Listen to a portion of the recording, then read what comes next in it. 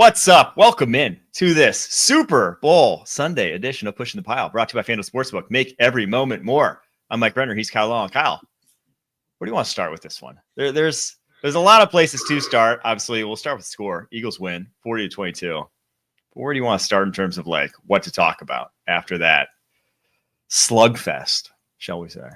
Well, I'm just glad Patrick was able to get out of there healthy. With all the hits he was taking, with all the flack he was catching in the pocket. There was no pocket tonight. I got to give an immense amount of credit to the Philadelphia Eagles football team for clearly showing up with a mission to explode the line of scrimmage on both sides of the ball. And while Steve Spagnuolo's defense did a great job containing that run game, obviously the explosive passes on the offensive side killed the Kansas City Chiefs. But really, the big killer in this game was that Philadelphia Eagles front just being absolutely dominant, down in, down out, from first down, second down, third down. Patrick never had an opportunity to get comfortable. And I hate to use the word rattled for a guy like Patrick because I don't think he was rattled. I just think everything was accelerated for him to a point in which the offense wasn't able to maintain their real identity. It was a disjointed looking offense from the very beginning, outclassed in most facets of the game there. Philadelphia Eagles, world champions, and much deserved. And for this Chiefs team, they were on a razor's edge the entire year with all their one-possession wins. They found out ways to win games. They had never really been in a game where they were just flat out getting their asses kicked. That's what happened tonight in front of the world. And, a wasted opportunity for the Chiefs, but obviously, the Philadelphia Eagles, they got the game in their talons, as it were, and they never let go. Yeah, PFF has the numbers at 18 pressures on 42 dropbacks. Doesn't really tell the whole story, though, because it was at halftime when the game was 24-0, when it was realistically over. It was 50% of his dropbacks. And there was that series. I think the game, I don't want to say was ended, but basically, there's that series in the middle of the second quarter where it went sack, pick six, sack. Yep. That was 4 straight dropbacks. That was the result for Patrick Mahomes. 2 back-to-back series that ended, one with the pick six, one with the sack to ended on third down. That was just like, oh, wow, the Chiefs offense has no answers. They had nothing to combat what the Philadelphia Eagles and that defensive line was bringing it to the table, whether it was Josh Sweat with 2.5 sacks, whether it was Jalen Hunt with the sack, whether it was Milton Williams with 2 sacks. Their heads were spinning. Any type of time. They had that one time where they tried to have Travis Kelce block Josh Sweat, and it didn't work. They just didn't have a guy who they could feel comfortable about winning their one-on-one in pass protection. And when that's the case, someone's going to lose. When you're bringing 4 every time, and that's what the Eagles did. They didn't blitz. I think PFF had them with 2 times all game. Next Gen had them with 0 times all game. We'll see who's correct in that when it's all said and done. But basically, it was the front 4 the entire game. And when you cannot pass protect the way they could not against the front 4, you're going to be rattled. I mean, you hesitated to use it. I think it's fair to use it. You saw numerous occasions where Mahomes made throws that were just un-Mahomes like. The 4th down to Nuke Hopkins, where he puts it like on the back shoulder, way behind him, and it gets broken up by Avonte Maddox. The 2 times to Travis Kelce past the sticks. I believe one was a 3rd down, where it's just like at his feet, behind him, not on the same page, when like that's their whole thing, is that they're always on the same page. So it's hard to say that anything other than the defensive line was the deciding factor in this game. And truthfully, this one felt a lot like the Bucs Super Bowl, right? Yeah. I think we all went back and wanted to be last year's, or the last time the Eagles played the Chiefs in the Super Bowl. But this one felt like when the Chiefs had so many injuries up front and the Bucs just manhandle them, this is what it felt like. Yeah, and to your point, across the board, there was nobody where you could say, well, at least I know for a fact that he's going to get his guy blocked. And usually as an offensive lineman, you have tendencies, and tendencies are learned quickly by your quarterback.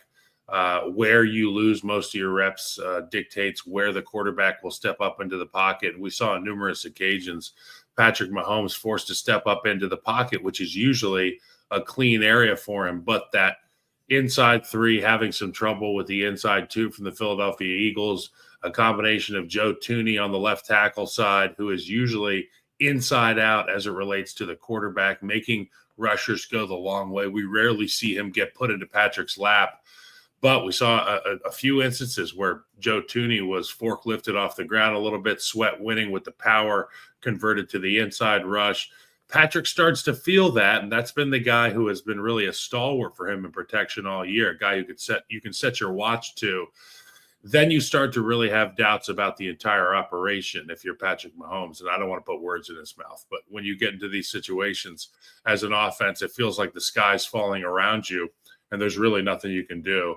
And when you come with that kind of physicality and you have the strength and numbers that the Philadelphia defensive front has, there's really no answer. We can't just say, well, we got to take care of that guy, because then there's two other holes in the dam that need plugging. Yeah. And eventually the boat takes on too much water and it's 40-6, 40-12. And you look up at the scoreboard and say, how the hell do we get here? Well, it starts up front, Mike. We talked about it all week. Yeah. And that Thuney matchup, I think a lot of people are asking, should they move him inside? It's something that I talked about earlier in the week. I don't think that all of a sudden fixed their issues. Like it was not, it was not just him, but I think the biggest thing was like, he was getting consistently walked back, and this was the first time he went against a guy in Josh Sweat and Jalen Hunt who are pure length rushers. Like they want to just go long arm bull every time. And that's the worry when you have guys in, Josh Sweat's 34 and 5/8 inch arms. Jalen Hunt's over 34 inches as well. He hadn't gone up against guys who really, that is all they have and are good at it. He went up against AJ Epinesa in the AFC Championship game, but he's not that caliber rusher. Yeah. Like he's more of a contained run defender sort of edge rusher.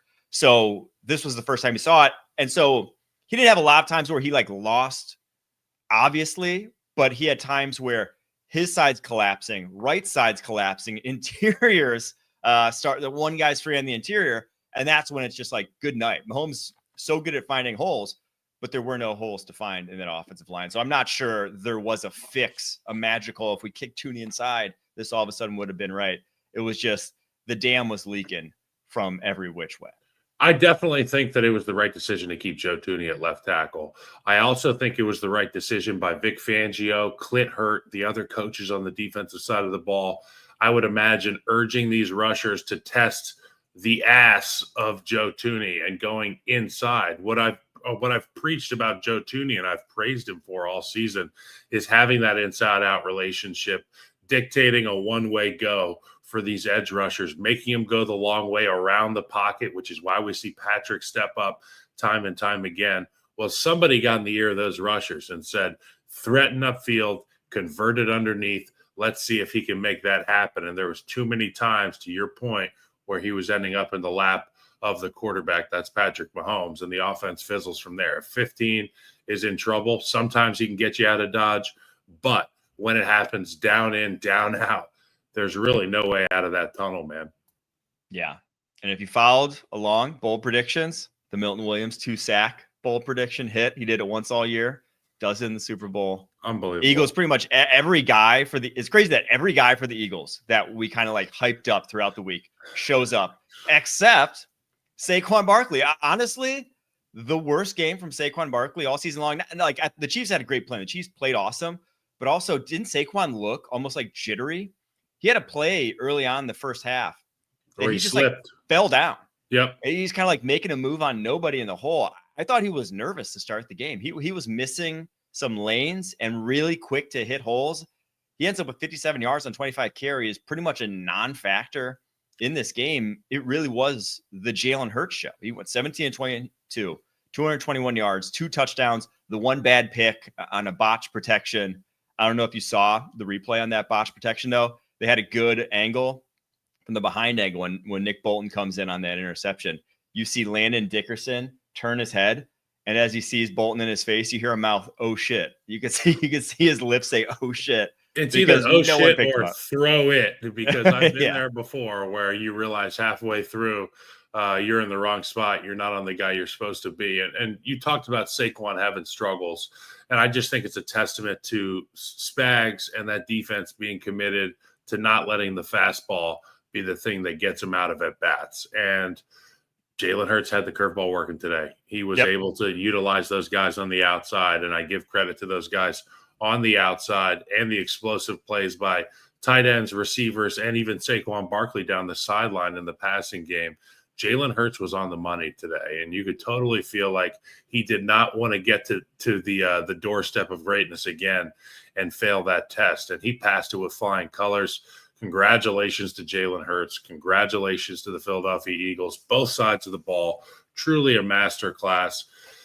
As much as a Chiefs fan as I am, it was fun to watch because you know how close this team came and the circumstances that led to them losing the last time they played against the Chiefs. So a lot of fun to watch that. But, bittersweet for me getting to watch a lot of my buddies on that Chiefs offensive line struggle tonight. Yeah, Hurts, though, as you saw on the bottom of the screen there, named Super Bowl MVP. He was, like you said, he had the curveball working. They executed the game plan. They said Jalen Hurts has to hit downfield passes to beat us. And that's a good spot. Most of the season, that was a good spot to be in if you're facing the Philadelphia Eagles. If that was your game plan and trusting the corners you had, they did what they could. It's just Jalen Hurts went 4 of 5 on deep passes. The only one that he missed was, he had the one interception and then the one botched back shoulder where he went back shoulder. A.J. Brown had one already over the top and wasn't looking for the back shoulder, but pretty much every other time that they said, go beat us deep, we'll give you those one-on-ones on the outside. Well, A.J. Brown, Devontae Smith, Jalen Hurts, they won those matchups. So at some point, you just got to tip your cap and say, dude, this Eagles team was stacked. They were sick this season. It's just, I go back and I was looking at their schedule again and just like, not to say like, should we have seen this coming, but they played the AFC North this season. What is widely considered the best division in football, or one of the best divisions in football. Against the AFC North, they went 4-0, and they had a plus 43 point differential. They put the boots to Lamar Jackson and that Ravens offense better than anyone else did in the NFL this season. They were just a complete house. And truthfully, I mean, when Jalen Hurts passed the way he did, like when Jalen Hurts had an on game, they were so undoubtedly the best team in football that to see what he did in the NFC Championship and then this week, it's just, there was no beating them when Jalen Hurts played well. Yeah, I mean, you look at the roster, and we played the Who's Got the Edge game in New Orleans, and there just weren't many opportunities to get in there and stand on the table for the Kansas City Chiefs in a position group. But the one question everybody had all year was Jalen Hurts, is he going to be able to deliver? Well, he delivered in bunches tonight, and it just bodes really well for this Philadelphia Eagles team who's found a way to retool up front. Obviously, good to see Mekhi Becton finish the game. He got dinged up early, and I saw him testing that thing out and wincing. And I'm looking at my wife like, I don't think he's going to go unless he goes and takes something, because I know what it's like to be on that sideline, to get in your stance, try to take a couple sets. They've got a bunch of these guys who are out there, and they're just getting the taste of greatness here. You see Saquon Barkley getting his first Super Bowl. I mentioned Mekhi Becton, guys like Zach Bond on that defense, Cooper DeJean getting the pick 6 early on his birthday. What an unbelievable day. I can't even imagine what it's like to be a Philadelphia Eagles fan right now. So much excitement. Obviously, my older brother was a part of that Super Bowl team. Well, move aside 2017 Philadelphia Eagles. It is now the 2024-2025 Super Bowl champion Philadelphia Eagles turn to enjoy that limelight. And I'll tell you what, those Philadelphia Eagles fans, they are crazy about their team. They're going to be partying hard tonight and into tomorrow. Yeah, if you're an Eagles fan, you got to feeling good. 1, because obviously you won the Super Bowl. 2, because as we'll get into after a quick break here, they're returning a lot of talent onto next year's rosters. And 3, because I think at this point with Jalen Hurts from this Super Bowl and the last Super Bowl, you could say that guy shows up when it matters most. Yeah. I mean, last Super Bowl was one of the best games of his career. Obviously has the one mistake he did make cost him a lot more in that one, which was the fumble 6, than it did in this one. But that guy made throw after throw in that game, throw after throw in this game. So if you are an Eagles fan, yeah, you're pretty dang happy. All right, let's take a quick break. After that, going to get to a little look ahead here and do some fun storylines coming out of the Super Bowl. Coming up next. The clock never stops. Relive the greatest moments with uninterrupted highlights and more. It's Gareth Bale! Ronaldo! Wonderful goal! On the UEFA Champions League channel. Streaming free. All right, now it's time for the Captain of the Week, brought to you by Captain Morgan, the official spice rum of the NFL. And on our Super Bowl 59, Captain Morgan is spicing things up in a way you don't want to miss. Stay tuned for more info. Captain of the Super Bowl is Josh Sweat. 2.5 sacks, but also the pressure that caused the game basically ending interception from Patrick Mahomes to Zach Bond at the end of the first half that directly resulted in a touchdown right after that to put the Eagles ahead 24-0. And as much as Tom Brady was in the booth and they were trying to hint towards the 28-3 and trying to push and make the, manifest this comeback, it wasn't happening after that. It wasn't happening because Josh Sweat was winning every one-on-one he was going to get if you were going to continue to drop back pass in that second half. It wasn't like Tom Brady where you could just have these receivers to pick apart a defensive line that was somewhat lackluster in their ability to get after the quarterbacks. No, that Eagles defensive front was dominant. That was the Captain of the Week, brought to you by Captain Morgan, the official spice rum of the NFL. This Super Bowl 59, Captain Morgan is calling on crews across America to gear up for something big. If you love hurricanes, daiquiris, really any delicious rum cocktail, you'll want to follow the Captain and keep your eye on NOLA's most iconic street the week of the Super Bowl. Visit followthecaptain.com to begin your adventures.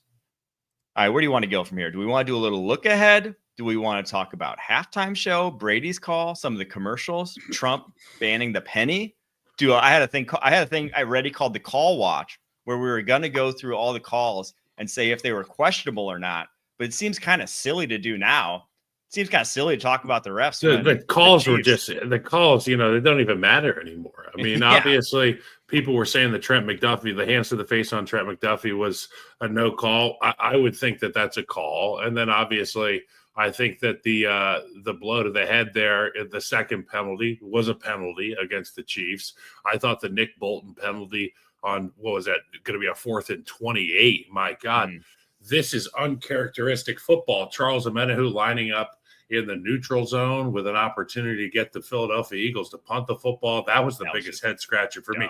You got one job. It's like getting fouled in basketball, going to the free throw line and putting your size 15s over the line when you line up. You're not giving anybody a chance if you're just illegal from the very start. Okay, I understand sometimes you might rush and put your hand in a guy's helmet when you're trying to sack him. That happens. That's by the nature of the game. Shit like that happens. What can't happen is pre-snap snafus and post-snap boneheaded penalties that cost your team big-time stops, priceless stops in a game where stops just ain't happening and you're not getting many points on the offensive side of the ball. Uncharacteristically slow start for the Chiefs, undisciplined football, really an ass whooping from start to finish. And one thing we forgot to cover, or I didn't cover in the beginning, we talked about the Eagles dominating up front in the pass rush, and the Chiefs really struggling to pick stuff up, one-on-one pass protection, things of that nature. Not getting blitzed. They're winning with 4. Well, I got to give credit to that Eagles offensive line in the pass protection department, because I was waiting for somebody to bust free for this Kansas City Chiefs D-line and get into Jalen Hurts. And the one time they do get him on the ground, they get the pressure from the second level, but there's a penalty. And it just felt like things just continued to pile up for the Chiefs. And, it felt like, that scene in Star Wars where they're all in the trash compactor and they're in there and the walls are closing in on them. But of course, it's a George Lucas film, so they figure out how to get that thing open, the escape door. There was no escape door for the Kansas City Chiefs. They were just pancakes of themselves. They got squished in the Eagles machine, and that machine is powered by the legs and asses of the D-line and the offensive line for Philadelphia. And it was just an absolute masterclass. Yeah, there was that brief stint when Mekhi Becton went down. And then like the very first series, you saw Turk Wharton kick Tyler Steen's ass, like right off the line, force Hurts to scramble. And you're like, okay, maybe someone can get home. Maybe there's one guy, one weak link that we can get Chris Jones lined up over and maybe get a game-changing play and maybe turn this thing around. And then Mekhi Becton comes back in, and it's like, okay, no, it's back. The walls are still closing in, unfortunately. So it was tough. So the calls early on, honestly, I thought they went if we're talking bad, I thought they went bad both ways. I don't think it was a storyline in this game, and I'm glad we don't have to talk about it. Let's so look ahead, glad though. we don't have to talk about it, that the Eagles just earned it. Like, I mean, the Eagles just whipped their ass. It's as simple as that. That could be the show right there. Eagles whipped their ass. Let's look ahead, though, because obviously both these teams, the Chiefs, they'll be back there no matter who they lose. Well, let's go through who they are set to potentially lose this offseason. For the Eagles, $18 million cap space, Josh Sweat, Milton Williams, your 2 D linemen, Zach Bond, Mekhi Becton, also set to hit free agency. And then Brandon Graham will be retiring, so he ain't coming back. Who of those with $18 million in cap space are you prioritizing for the Eagles to get back in the spot? Well, you're going to be getting Nakobe Dean back, and you're going to want Zach Bond to pair with him. In my imagination, it's his first season playing off-ball linebacker, and he was damn near a defensive player of the year guy. Josh Sweat was just damn near your Super Bowl MVP there on the defensive side of the football. Milton Williams is a guy that adds more teeth to that group and frees up some of these rushers on the inside. The one that really is a question mark for me, Mekhi Becton, obviously had a fantastic season with the Philadelphia Eagles, but as you and I both know, whether it's guard or tackle, these guys are going to be owed a shit ton of money. And when you become a Super Bowl champion, you know, when you're in the locker room after that Super Bowl, you're looking around, you're understanding that we've just had a kingmaker scenario where every single one of these guys is going to get paid, and every single guy is not going to take anything less than what they're owed. And for Mekhi Becton, it may be a little bit heftier of an ask than what the Philadelphia Eagles can provide him. I love Coach Stoutland. I love the offensive line there, and I think that they will probably, if it's not Mekhi Becton, they will probably have no problems finding somebody to fill in at that right guard spot and pick up where they left off, because that's just how they do it in Philadelphia. We saw it with Brandon Brooks. We saw it with Mekhi Becton this year. Who's the guy going to be next year? Which center from the SEC is going to get picked up? Which tackle from the artist formerly known as the Big East who will end up being the guy for Coach Stoutland? Yeah, I tend to agree that Zach Bond, of those 4, would be the most likely to come back and may very well be the only guy to come back, because they're all going to get paid a lot of freaking money. Josh Sweat's still only 27 years old. Milton Williams is only hitting free agency for the very first time. Mekhi Becton would have gotten paid a lot more had he been healthy the way he was this year for his entire Jets career. So all those guys are looking at big paydays. And while Zach Bond he's still a 29-year-old linebacker, off-ball linebacker, coming off 1 season. And for his sake, he'll probably get paid more if he stays in that scheme and keeps producing over the course of his career. So that's where I see them. And truthfully, even if they lose Josh Sweat, Milton Williams, Mekhi Becton, the train ain't slowing down anytime soon. Yeah. They have reinforcements there in tow. So not the biggest deal in the world for Eagles fans. All right, let's go to the Chiefs. They have less cap space, $11 million. A little more guys hitting free agency, but maybe not as big an impact. Justin Reed, Turk Wharton, Trey Smith, Nick Bolton, Najee Johnson, Nuke Hopkins, Charles Omenihu, all hitting free agency. Any of those names really stand out for them to try and keep?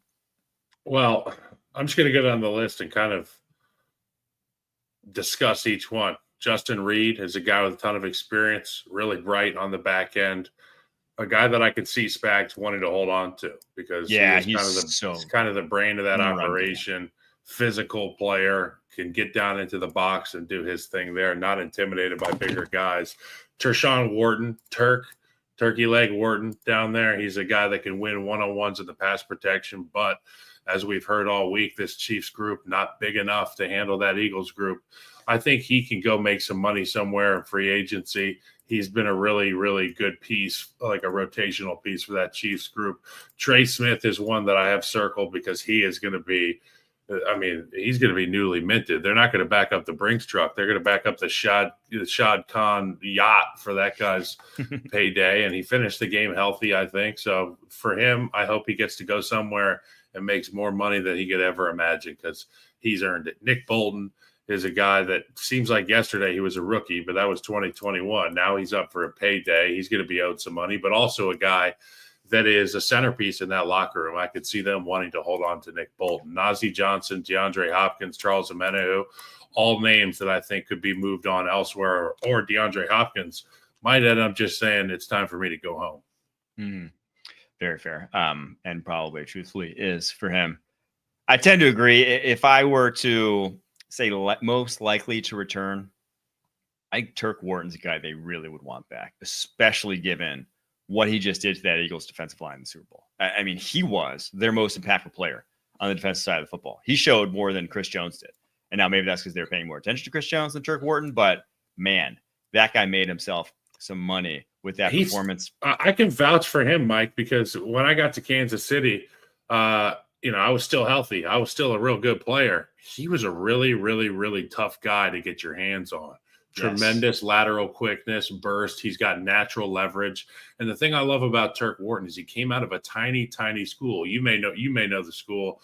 I couldn't tell you the school off the top of my head, but when I read it, I said, that's a made up school. That's a GTP made up school. But Brett Veach went and found him. He's been brought up within the Chiefs organization, kind of the Robin to Chris Jones's Batman inside. And to your point, he is part of the flavor of that defensive line for the Chiefs. I could totally see them holding on to him. Missouri S&T. He's 26 years old. Science and technology. I think they'd love to have him back. Obviously, with their cap situation, easier said than done. But that's a guy that you want to keep in the fold. I think Nick Bolton's another guy in that mold. But they do have absolutely Leo Chanel waiting in the wings to probably be his heir apparent should he move on. So him, Bolton, Reed, those are your three most likely to return. After that, it's kind of just like they may all be gone this offseason. All right, let's get to a little lighter topics here. That's the Super Bowl. How about you want to do halftime show? Or we want to talk Brady's performance, or do we want to talk best commercials? Let's start with halftime show. Okay. The big surprise for me, and a lot of people on Twitter told me that I was a dumbass, but I said, because I grew up with this artist in my iPod all the time, Lil Wayne and New Orleans go hand in hand to me. Okay. In my mind, there is no artist that's more New Orleans than Lil Wayne. And while I understand that Kendrick Lamar is probably the most popular guy in the rap game right now, and the winner of one of the most publicized rap beefs in the history of rap beefs, something just tells me I would have probably enjoyed myself more if I saw Lil Wayne out there tonight. But Kendrick Lamar did a great job. I love the Buick that they had out there on the football field, that black Buick, gorgeous. And I'm just glad he played Not Like Us, because there weren't many other songs that I recognized. But then again, I don't listen to a ton of Kendrick Lamar. But when I was 16, 17, 18, and through my 20s, I was beating the lines off those mixtapes for Lil Wayne. Okay, you know what I'm saying? A lot of Lil Wayne mixtapes in my iPod. Speaking of beating the lines off, the most notable thing about the halftime performance to me was Rob Gronkowski's halftime performance. Oh, beating the lines off. Did you see? I want to play the clips. I don't want to get this video taken down though. But if you haven't seen Rob Gronkowski's, please go back and watch his analysis pre-Super Bowl halftime show and post-Super Bowl halftime show. He was either the most nervous man in the stadium, or he was very excited in a natural manner. Well, that guy was shaking. So he's an old now. Gronk it's 2025. Gronk's an old timer now, and Gronk has been to the Super Bowl so many times in the capacity of go out there and be a machine, be a predator. And something strikes me. It really feels like he is a guy that's such a creature of habit that he shows up to do the Super Bowl as an announcer, and he approaches it as a game day like a player. So he's taking pre-workout before the hits. That could be. You know what I'm saying? He's just back there trying to get my dad to shotgun a Monster Energy drink. You know how these guys are in the locker room before the game. They get crazy. Maybe Gronk just got a little wild, and maybe he dosed his Monster Energy drink a little too strong tonight. But yes, he was juiced. He was definitely juiced. But also keep in mind, he's up there with a bunch of guys that, were alive during Vietnam as well. So you got to, relative to the crowd that he's with, he may have seemed like he had a little bit extra gusto. You know what I'm saying? It's not hard to do around the octogenarians. You're in good company, though. Skip Bayless, he tweeted, I am not watching this halftime show out of respect for my brother Lil Wayne, Okay. who obviously should be playing in his hometown of New Orleans. This is just so wrong. Skip Bayless. I don't agree with Skip Bayless on much, but I'll give him the fist of solidarity on this one. Live from the 504. Come on. Oh, Skip. His brother. He tweeted out a picture with Lil Wayne actually just like a week ago. They really are like Skip Bayless grosses me out, dude. He wears Skip's, too much leather. He wears like all black and like, like just strange. Patent leather shoes. He's a great follow during Cowboys playoff games. That's probably the only time it's worth following because he just melts down. He can't. It's just complete homerism, unfiltered. It's the only time he's worth following. All right, Brady's call. What did we think? Tom, I thought it was honestly one of his best performances of the season because I don't think there was ever any moments that were so big that he needed like the tension to build. Like it never got to that point. I think that's where he struggles in like the tight games where he really has to like build the moment and like be a part of it. He could kind of just give his Super Bowl perspective the whole game. And I thought it was really the best time for him in terms of providing insight. So I thought he actually kind of crushed it given the situation. When they do the Manning cast and they bring on these legendary figures like Bill Belichick or, any of these guys, and they just kind of have a hang and they just talk about what they talk about. That's what the call felt like from Tom Brady tonight. To your point, there was nothing where it was needed to have deep analysis or tell you why something happened or what kind of people were just getting their asses kicked out there. And Tom was just kind of calling it how he saw it. It was obvious to the layman, to people like myself, the smooth brains out there. We're just watching some football, listening to Tom talk about his experience in the Super Bowl. But yeah, Tom got better all year. People gave him a lot of crap. Obviously early on, that comes with being the highest paid announcer in the game. And that's just comes with the territory. Tom does a fantastic job. I imagine he's as prepared as anybody in the industry, and he probably takes it as seriously as anybody. But like in any other line of work, it just comes easier for some people. Maybe for Tom, surprise, surprise, not everything is super easy for Tom. Maybe this is one of those things where he's actually challenged. It's not like dropping back and reading a defense for him, which is obviously easy, or being ridiculously tall and handsome, which is obviously really easy. He's got to go up there and do something that's stressful. And he's been getting better at it, to your point. This may have been his best game. What if he's like the inverse Romo? You know how Romo started off and he was just so hot and like couldn't miss. Everyone loved him. And then as the years go on, people are like, why isn't Romo calling out the plays anymore? Why isn't Romo telling me what's going to happen after this motion anymore? What if Brady is first year ass in 3 years? It's like, everyone's like, yeah, Brady's the best in the NFL. Because Joe Buck used to get hated on a lot. People hated Joe Buck mid 2000s when I was growing up. I remember my dad lamenting him. Now Joe Buck's outstanding, and now it's obviously play-by-play versus color. But I do think it's something that if he's just invested in it, it wouldn't surprise me if Brady can be. I'm gonna pull up a picture on my phone, and I'm gonna show it to the camera, and I'm just gonna let you know what Tom Brady started out like. This is what Tom Brady started out like when he first started. Well, there's no surgery for this guy right here. Announcing shots is the greatest of all time in what he was trying out for here. People made fun of him there, just like they made fun of him at the beginning of the season, throughout the NFL season. It's not my phone background. I just Googled it. But my point is this, and to your point, he's going to outwork the world. We know that for certain. He's the Patrick Bateman of athletes in terms of he is meticulous. He is scientific. He's prepared. He's manicured. The guy is only going to get better. And about Tony Romo and myself, really, when I got into the studio gig in New York, it was really easy for me to see things early on and say, well, this is what's happening and why it's happening.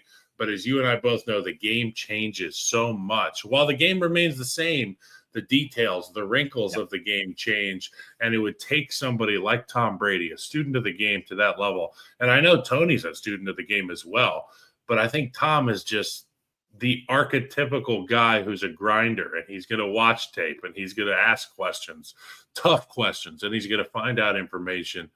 So, yeah, we're talking about broadcasters now, but I love both of them, and I love the style of them. And you could every Sunday you could change the channel 4 times, hear 4 different styles of broadcasters, and I think it's really good for the game.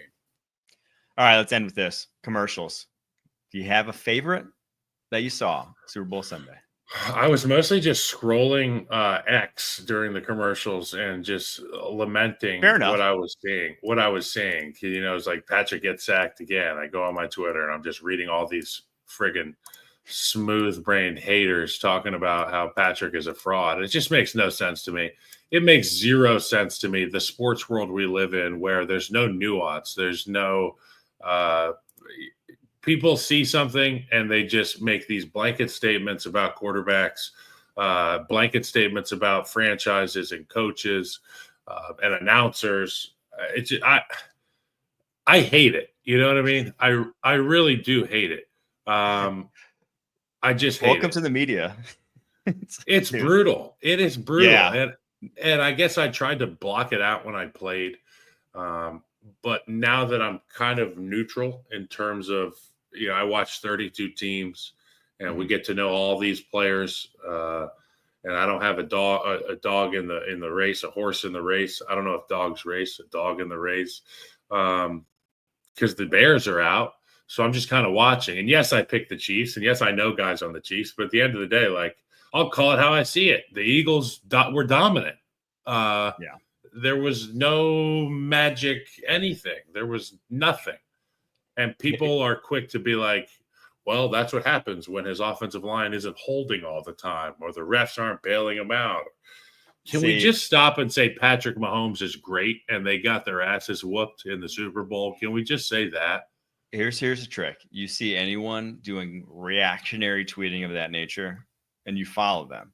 You don't have to unfollow them, but mute them. Or just make a list of people that you know tweet level-headed stuff, that you know provide good analysis, that you trust their takes or whatever it is, and just put them on a list of all people and look through that to have actual insight as to what's going on. Make a list. You're going to wind up on my list, Mike Renner. That scrolling through X during a game is a travesty.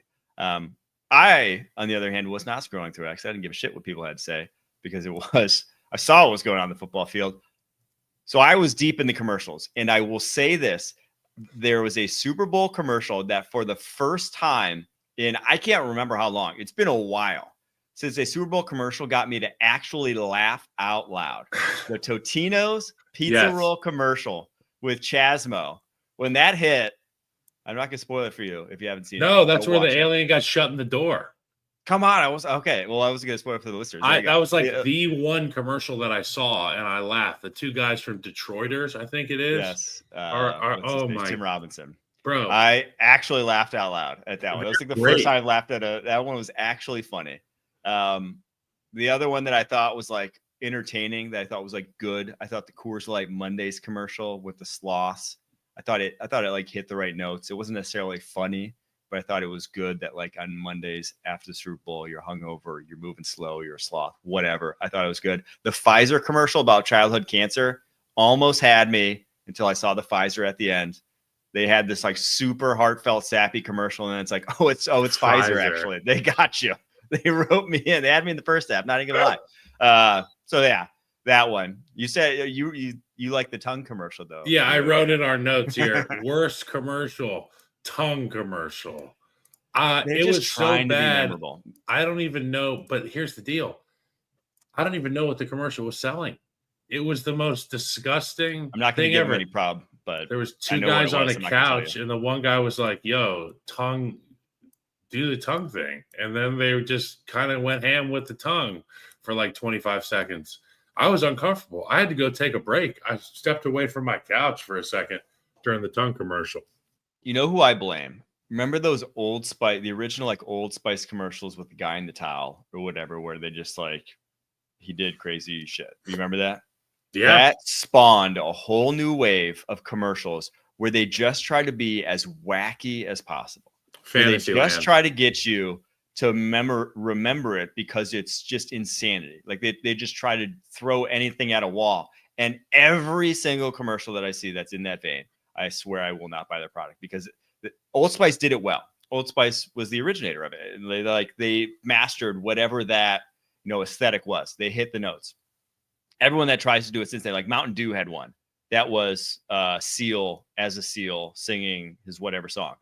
I'm not buying Mountain Dew anytime soon. I wasn't going to, but I'm not going to even more so because that was just a pure attempt to be as wacky as possible. Not funny. It's not funny. It's just trying to get you to remember it. And to me, that's cheap. It's cheating. It's cheap. I don't like it. Fans hate it. I think it's just not my cup of tea. So there's my soapbox take. Trump and the penny. And then Trump and the penny. Is that real? That's just the perfect cap on what was a circus of a Super Bowl. Obviously, the Eagles are your Super Bowl 59 champions, and we are done for the 2024 NFL season, but we're not done with the pod. We will be back, I guess, tomorrow on CBS Sports Network.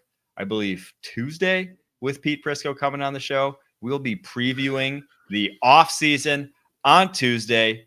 Hope you guys can join us. Thanks so much to all the listeners for tuning in our very first season of Pushing the Pile. We got a full off season's worth of content for you, and we're going to be back better and stronger next season.